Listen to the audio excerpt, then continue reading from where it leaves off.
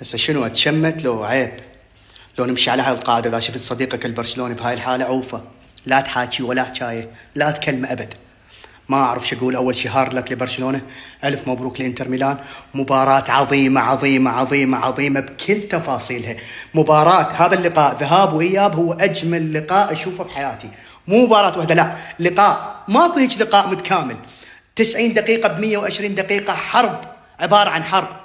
انتر يستحق التاهل، مال انت تصير عليك ريمونتادا وترجع وتسجل بالدقائق الاخيره وبعدين تسجل الرابع، لا مستحيل.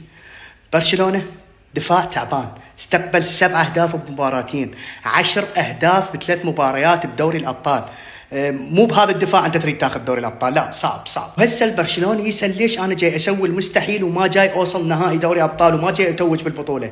لأنك ببساطة مو ريال مدريد.